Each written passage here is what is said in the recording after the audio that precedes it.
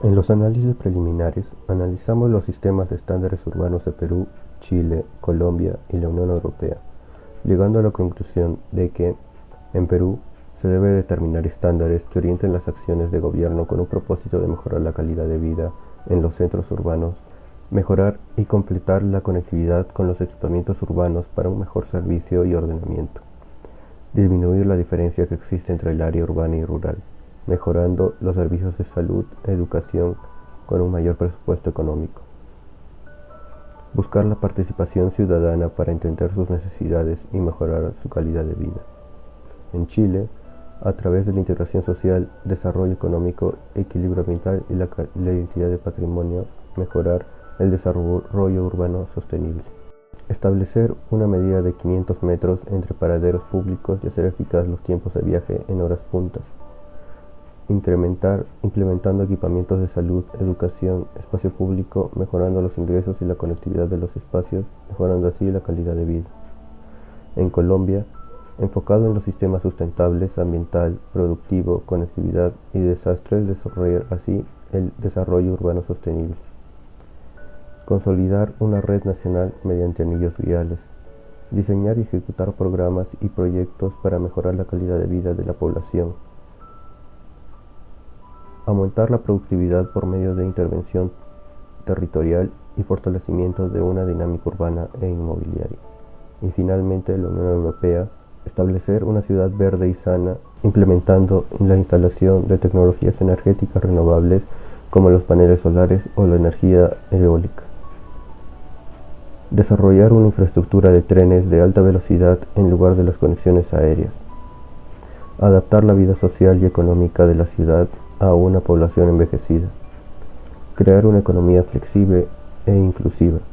Crear vínculos más estrechos entre la economía local y la global. Las personas son el alma de las ciudades, por lo que deben estar diseñadas por todos los ciudadanos, no solo por la élite, los turistas o los inversores. No se encuentra una zona de riesgo con una pendiente mayor al 30%.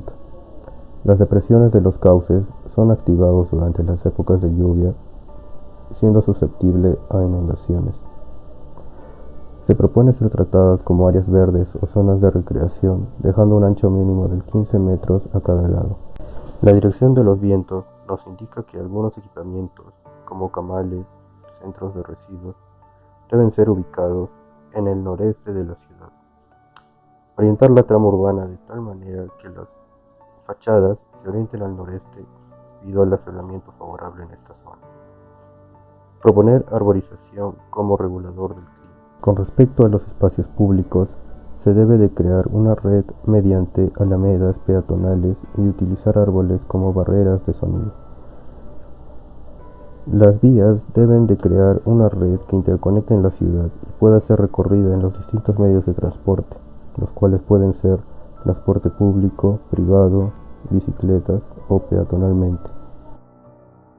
Las pendientes oscilan entre el 12 y el 17%, no simulando ningún riesgo. Los cauces de los ríos deben de tener una separación mínima de 15 metros. Con respecto a los cálculos, empezamos con un terreno de 300 hectáreas, del cual extraemos 20.5 hectáreas no habitables, teniendo como resultado un área bruta de 279.5 hectáreas. Por consiguiente, tenemos una población bruta de 91.815. El área bruta a habilitar es de 279.5 hectáreas y el porcentaje de vías del 35% es de 97.83 hectáreas. Por lo tanto, nuestra área útil vendible es de 181.68 hectáreas.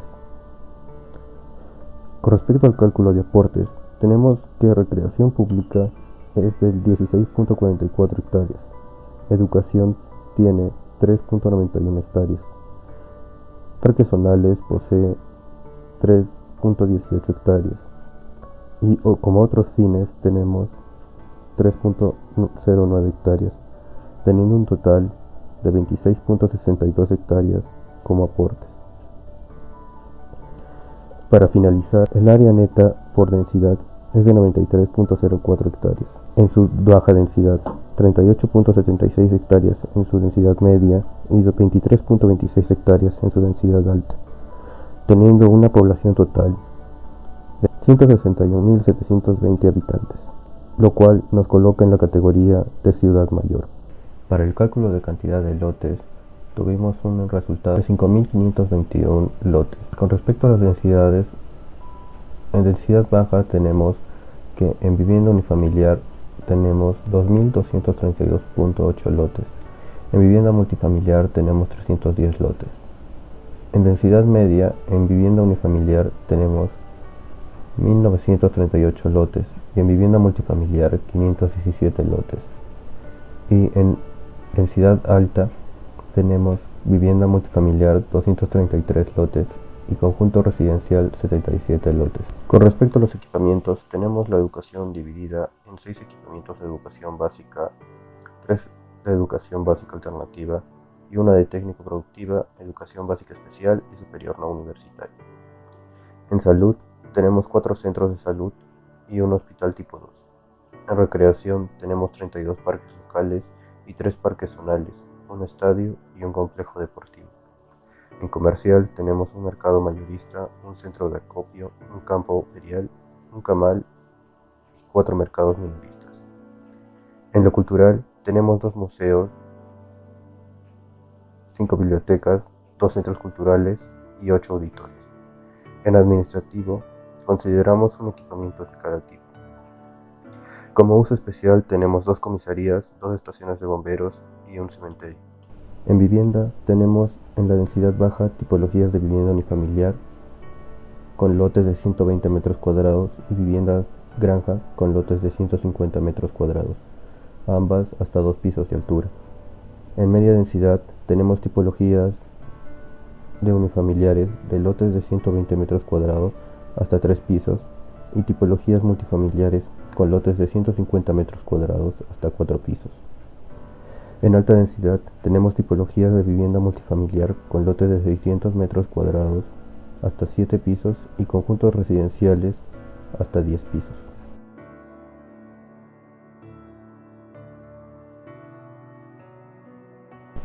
Para la estructura urbana establecimos un modelo urbano basado en la equidad social y otro modelo que garantice un buen desarrollo económico.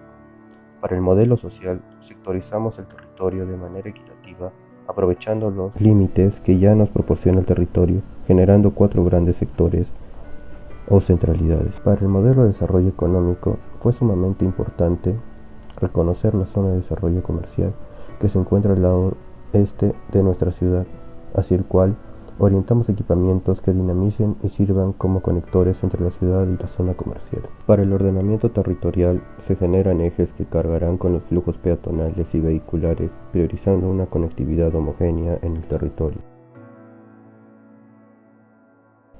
Para definir las centralidades, se partió desde los paraderos de transporte público, los cuales albergan distintos tipos de equipamientos alrededor. Estas centralidades poseen los equipamientos básicos de salud, educación, comercio y recreación muy cerca de ellos. Los equipamientos de educación y cultura están distribuidos equitativamente en el territorio, teniendo un colegio de inicial, primaria y secundaria junto a una biblioteca. De la misma forma, la salud está distribuida equitativamente junto a los equipamientos de recreación y seguridad. Respecto al sistema de espacios abiertos, estos están configurados para hacer zonas de encuentro e interacción social, conectados mediante vías peatonales y transporte público. Están acompañados de equipamientos para dinamizar y activar el espacio. En el sistema de interfaces, intentamos crear viviendas granja en el borde con la zona agrícola como interfaz entre la ciudad y esta zona. La vivienda está protegida mediante una arborización. Los equipamientos productivos están ubicados en una zona estratégica para la eficiencia en la relación de la ciudad y lo rural. El camal está alejado de la ciudad y separado de esta con una vía. El estadio está cerca de una vía vehicular y otra peatonal para aligerar la carga de personas al momento de su uso. La vivienda unifamiliar está protegida de la vía metropolitana mediante arborización en toda su extensión. Con respecto al sistema de densidades, como ya explicamos antes, dividimos el terreno en tres densidades: densidad baja, media y alta. En densidad baja tenemos una tipología de vivienda unifamiliar que cuenta con una densidad neta de hasta 165 habitantes por hectárea, un lote mínimo de 120 metros cuadrados, un frente mínimo de 12 metros, alturas de edificación de hasta 2 pisos, área libre del 40% y retiros de 3 metros. En la densidad media tenemos dos tipologías, unifamiliar y multifamiliar. En la tipología unifamiliar tenemos una densidad neta de hasta 166 a 781 habitantes por hectárea, un lote mínimo de 150 metros cuadrados y un frente mínimo de 10 metros. Alturas de edificación de hasta 4 pisos, área libre del 40% y retiros de 4 metros. En la tipología multifamiliar tenemos una densidad neta hasta 165 habitantes por hectárea, un lote mínimo de 120 metros cuadrados, un frente mínimo de 10 metros, alturas de edificación de hasta 3 pisos, área libre de 35%, retiros de 3 metros. En la densidad alta tenemos dos tipologías igualmente, multifamiliar y conjunto residencial. En la tipología multifamiliar tenemos una densidad neta desde 166 hasta 781 habitantes por hectárea, un lote mínimo de 600 metros cuadrados y un frente mínimo de 20 metros. Altura de edificaciones de hasta 7 pisos, área libre del 50% y retiros de 3 metros lineales. En el conjunto residencial tenemos una densidad neta de 781 a 2100 habitantes por hectárea, un lote mínimo de 1000 metros cuadrados, alturas de edificación de hasta 10 pisos, coeficiente de edificación de 6, área libre de 60% y retiros de 3 metros lineales. Para la predisposición de densidades era importante conocer nuestro contexto inmediato, tanto la zona agrícola como la ciudad con alto desarrollo económico, con el fin de establecer una adecuada relación entre la edilicia y su contexto inmediato. Para el diseño de las vías, así como su red articuladora, era importante determinar la escala que iba a acompañar dicha red, así como la dinámica que ésta iba a integrar a su flujo. Para el tratamiento de la metropolitana, tuvimos en cuenta el gran flujo que iba a albergar, así como la importancia de que ese flujo no se vea interrumpido. Para ello, soterramos estratégicamente en puntos donde la intersección de las vías importantes puede alterar el flujo de esta. Para las vías peatonales locales eran importantes que éstas estuvieran dotadas de dimensiones y tratamientos adecuados para poder albergar la dinámica social de cualquier índole, convirtiendo en la interfase entre la ciudad y una vivienda. Aprovechando los cauces naturales como conectores entre distintos sectores, siendo ejes importantes de este. El